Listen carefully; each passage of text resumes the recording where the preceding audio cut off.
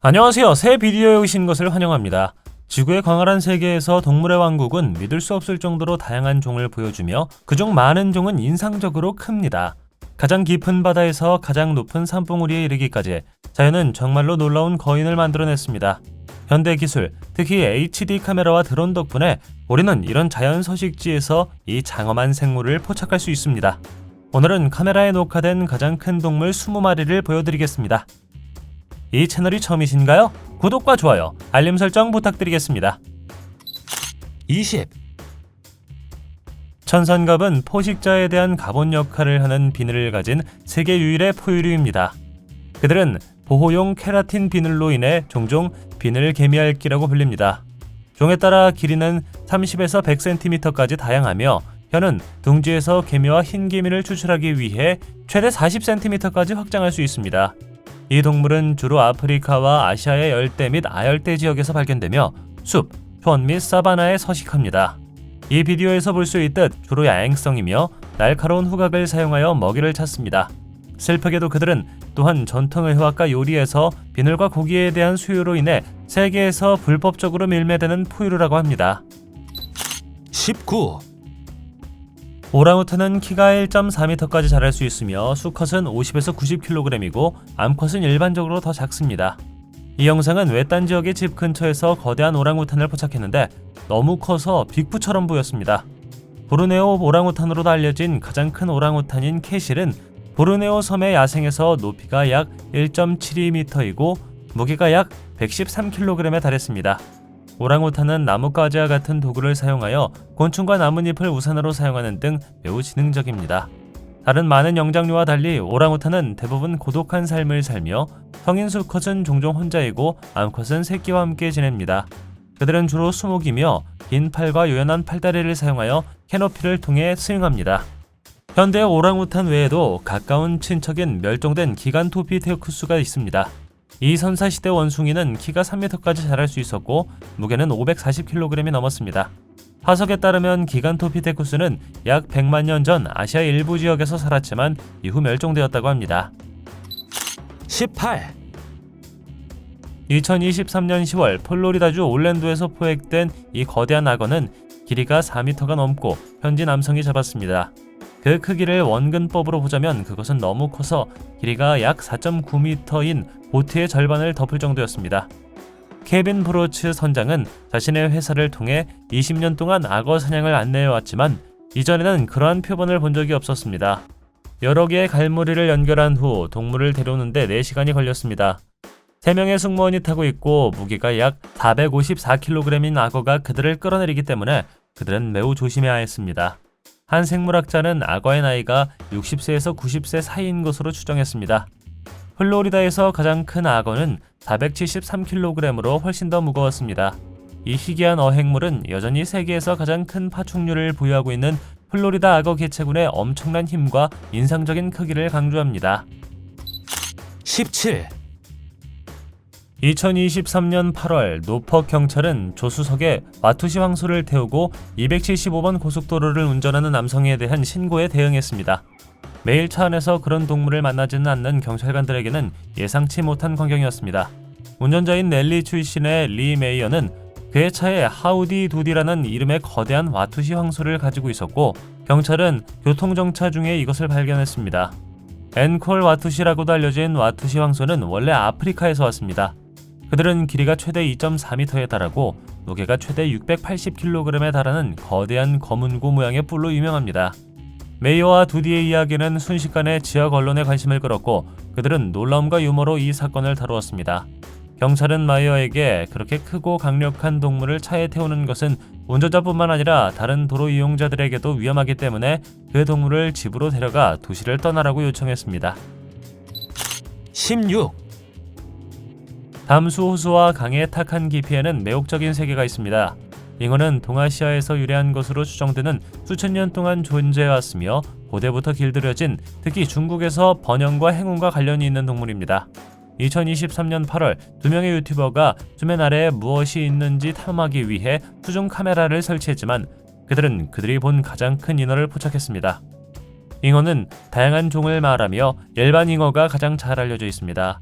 다른 주목할 만한 유형으로는 화려한 잉어, 독특한 비늘무늬가 있는 거울잉어가 있습니다.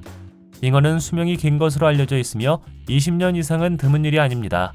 일부는 40년 이상 살기도 합니다. 그들은 또한 인상적인 크기에 도달할 수 있습니다.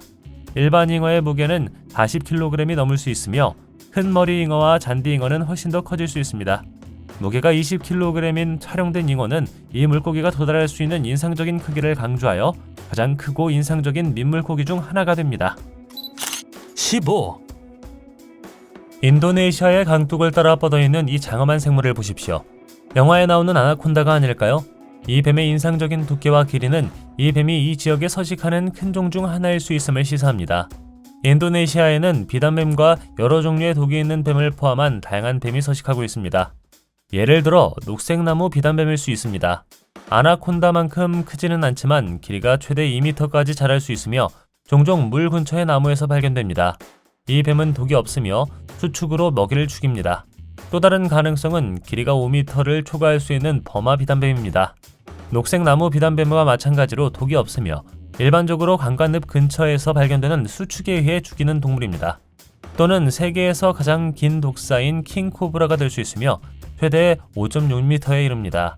신경독은 치료하지 않으면 치명적일 수 있습니다. 그런가 하면 수마트라 핏바이퍼와 같은 인도네시아 핏바이퍼가 있는데 이들은 독이 있기는 하지만 킹코브라보다는 덜 치명적입니다. 그들의 독은 조직 손상 및 기타 영향을 일으킬 수 있지만 즉각적인 치료를 하면 치명적이지는 않다고 합니다. 이것은 어떤 종류의 뱀이라고 생각하시나요? 그리고 만약 당신이 그것을 만난다면 무엇을 하시겠습니까? 댓글로 알려주세요. 14. 제우스는 인상적인 크기와 힘으로 유명한 품종인 샤이어 말족입니다. 샤이어 말은 종종 가장 크고 무거운 말 품종으로 기록됩니다. 제우스는 시드름에서 약 1.98m로 서 있었고 무게는 1360kg이 넘었습니다. 그의 크기와 몸집은 그를 진정한 구경거리로 만들었습니다. 영국에서 유래한 샤이어 말은 역사적으로 수레를 당기고 쟁기질하는 것과 같은 무거운 노동에 사용되었습니다. 그의 거대한 크기에도 불구하고 제우스는 온화한 거인으로 유명하며 전 세계적으로 명성을 얻었습니다. 그의 온화한 성격은 그러한 큰 말이 다루기가 더 어려운 것으로 간주되기 때문에 주목할 만했습니다. 그는 약 2.08m로 현재 세계에서 가장 키가 큰 말인 빅 제이크와 1846년에 약 2.19m로 측정된 가장 무거운 말 샘슨과 같은 다른 기록 보유말과 자주 비교되었습니다. 흥미롭게도 제우스는 오랜 시간 살아남지 못했는데 그의 전설은 샤이어 말의 잠재력에 대한 증거로 계속되고 있습니다. 13. 선사시대처럼 보이지만 여전히 살아있는 공룡 같은 생물을 만난다면 어떻게 하시겠습니까? 열대 동아프리카의 습지와 습지에 서식하는 놀라운 새인 황새를 만나보십시오. 높이는 1.2에서 1.5m이고 날개 길이는 최대 2.4m입니다. 가장 두드러지는 특징은 길이가 약 19cm인 거대한 신발 모양의 부리로 먹이를 잡고 부수는 데 이상적입니다. 황새는 물고기뿐만 아니라 양서류, 뱀, 어린 악어, 심지어 작은 새를 먹는 육식동물입니다. 그들은 종종 혼자 사냥하고 공격할 때까지 움직이지 않고 서 있습니다. 그들의 크기에도 불구하고 그들은 느리고 강력한 날개 박동으로 날 수 있습니다. 이 새는 선사시대의 모습으로 인해 종종 살아있는 화석으로 비유되며 인상적인 사냥 기술로 인해 생태계에서 가장 효율적인 포식자 중 하나입니다. 그러나 이 새는 자연 서식지를 잃었기 때문에 취약하고 야생에서의 미래가 불확실합니다. 12. 괴물 생물에 대한 전설 뒤에 숨겨진 진실을 찾기 위해 이 비디오의 남자는 거대한 도롱뇽을 잡으려고 합니다. 그것은 세계에서 가장 큰 도롱뇽 중 하나이며 많은 지역 신화의 원천인 일본 자이언트 도롱뇽으로 밝혀졌습니다. 이 도롱뇽은 훨씬 더 커질 수 있으며 이 특정 표본은 해를 끼치지 않는다는 의미임에도 불구하고 매우 공격적입니다. 다행히도 이 도롱뇽은 육지와 물 모두에서 편안함을 느끼며 팀이 부드럽게 다루자 얼마 후 생물이 진정됩니다.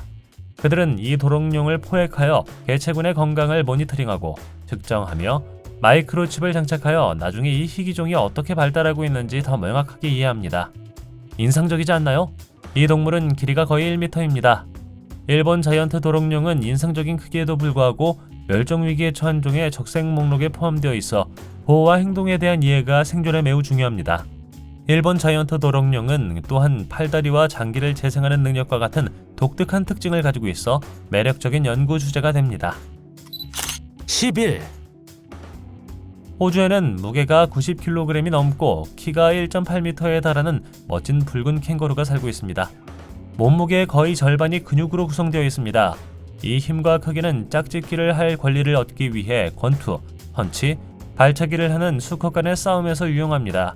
수컷이 근육질일수록 암컷을 끌어들일 가능성이 커집니다. 캥거루는 팔뚝을 땅에 대고 밀어내며 뒷다리를 앞으로 휘두르는 방식으로 움직이는데 이는 앞으로 넘어지기, 팔굽혀펴기, 스쿼트를 하는 것과 유사한 동작입니다.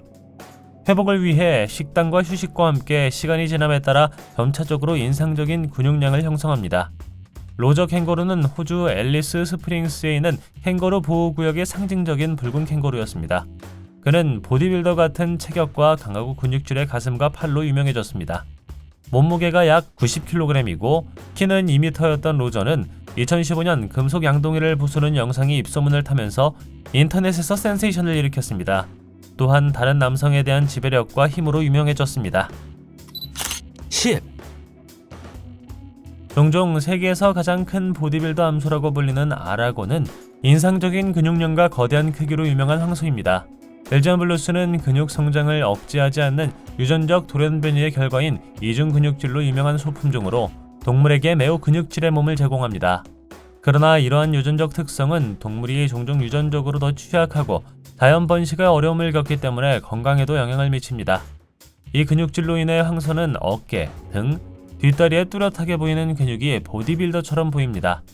벨기에 블루불은 무게가 약 1000kg 이상일 수 있으며 다른 품종에 비해 지방 비율이 현저히 낮습니다.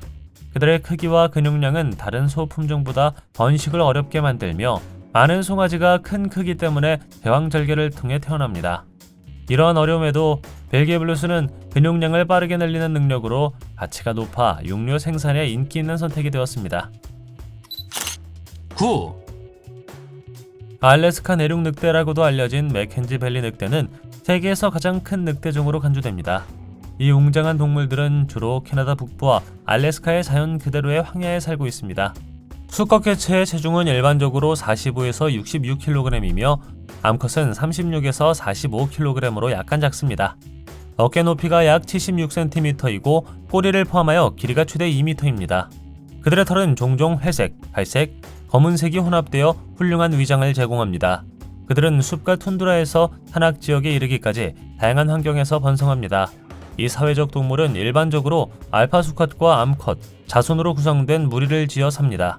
그들의 식단은 주로 무스, 술록, 사슴과 같은 큰 발굽이 있는 동물로 구성되어 있으며 함께 사냥한다고 합니다. 캐나다 유콘에는 먹이 개체수를 조절하여 생태계의 균형을 유지하는 데 도움이 되는 이 늑대의 잘 알려진 개체군이 있습니다. 8. 인도 자이언트 다람쥐로도 알려진 말라바르 자이언트 다람쥐는 인도 숲에서 온 크고 다채로운 나무 서식지 설치류입니다. 이 다람쥐는 나무 꼭대기에서 눈에 띄는 외모와 민첩성으로 유명합니다.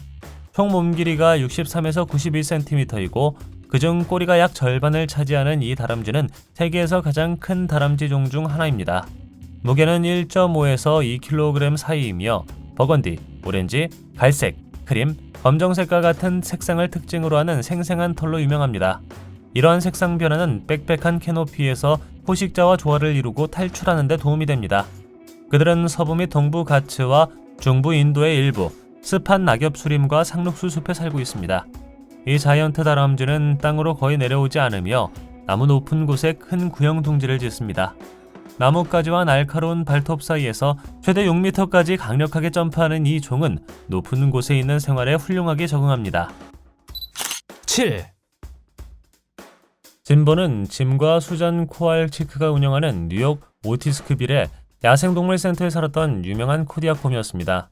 무게가 635kg이 넘고 길이가 약 2.7m인 그는 포로 상태에서 가장 큰 코디아콤 중 하나였습니다. 위풍당당한 체구에도 불구하고 짐보는 온화한 성격과 간병인 짐과의 긴밀한 유대감으로 유명했습니다. 짐보는 아주 어려서 도움이 필요했을 때 입양되었습니다. 코발치크 가족은 고아가 된 야생동물, 특히 대형 포유류를 구조하고 재활하는 일을 전문으로 합니다. 이로 인해 짐보와 같이 야생으로 돌아갈 수 없는 동물들이 안전하게 살 수 있었습니다. 짐과 짐보의 관계는 특별한 우정으로 발전했습니다. 짐이 짐볼을 껴안거나 긁어대는 모습과 함께 찍은 사진, 동영상은 온라인에서 수백만 명의 사람들에게 감동을 주었습니다. 수십 년에 걸친 보살핌을 통해 구축된 이 신뢰는 인간과 야생동물 간의 이해가 올바르게 이루어질 때 가능하다는 것을 보여줍니다.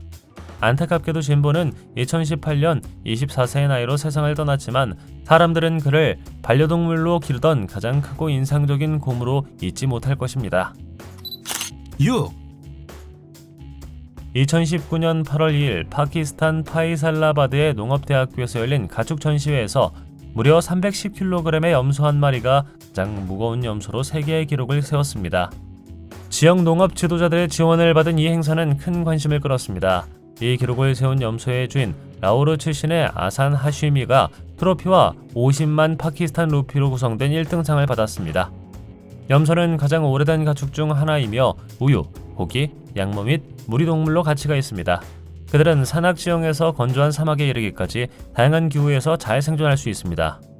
누비아 염소나 사넨 염소와 같은 대부분의 국내 염소는 일반적으로 무게가 45에서 90kg입니다.